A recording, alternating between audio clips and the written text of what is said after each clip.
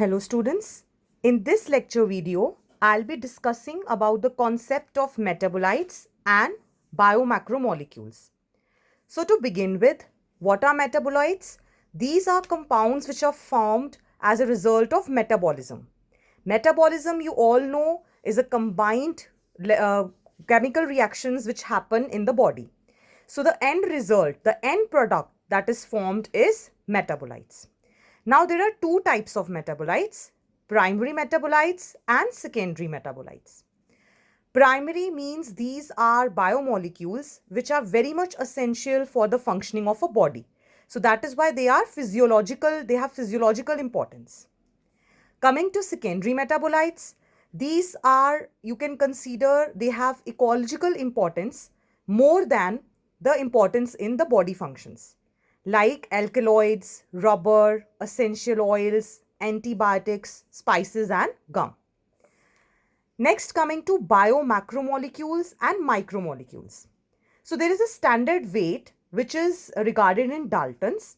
So if the molecular weight of a biomolecule is less than 1000 Daltons, then it is micromolecule. And if it is greater than 1000 Daltons, it is a macromolecule. Macro means large and micro means small.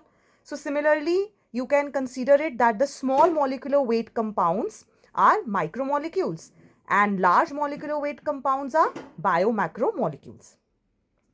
Now these biomacromolecules also form the acid insoluble fraction. If we suppose just sediment a cell, the fraction which will be insoluble in acid, mainly it consists of biomacromolecules. Now one question arises that why lipids are biomacromolecules, because their weight doesn't exceed 800 Daltons. So let us see. Cell membranes generally are made up of lipids. So when they are broken down, they form vesicles. And these vesicles, the round structures, are water insoluble. So they basically form the acid insoluble pool. So that is why they are regarded as macromolecule. The acid soluble pool consists of cytoplasmic composition. And water is the most abundant chemical in living organisms. Now let us come to proteins. Proteins are what? These are polypeptides, linear chain of amino acids linked by peptide bonds. So the polymer is there of 20 types of amino acids. You should remember that protein is a heteropolymer, means it consists of different amino acid, not a single one. The dietary proteins means by diet which we get in pulses and all, these are essential amino acids. And there are certain non-essential amino acids which our body can make, so we don't need it in our diet. Next, coming to functions of proteins, it helps in transportation of nutrients across cell membrane. Some can help in fighting infectious organisms. Some act as enzymes and hormones. This is important that collagen is the most abundant in animals, and ribosco, which is an enzyme, ribulose, biphosphate, carboxylase, oxygenase. This is most abundant in whole biosphere. Coming to polysaccharides, these form acid insoluble pellet, and these are long chains of sugars. So they can be homopolymers. Homo means same.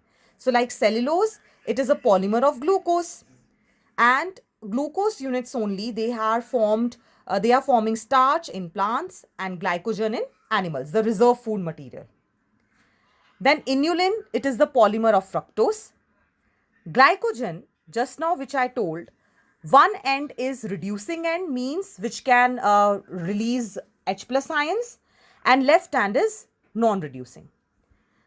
Now coming to starch, it is having a secondary helical structure. So the structure is such which can hold iodine molecules. But in case of cellulose, which is again a polymer of glucose, it doesn't contain such complex helices. So it cannot hold iodine. So the iodine test holds true for starch, because starch, when it combines with iodine, it forms blue color, but cellulose doesn't. Another complex polysaccharide is found in fungal cell wall and arthropodal cell wall called as chitin, which is a polymer of N-acetyl glucosamine.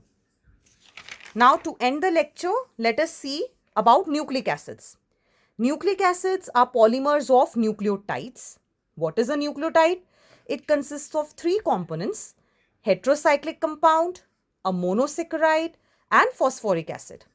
This heterocyclic compound is nothing but nitrogenous base, which can be purine or pyrimidine. Monosaccharide consists of pentoses, and in DNA it is deoxyribose, and in RNA it is ribose sugar. Both are pentoses.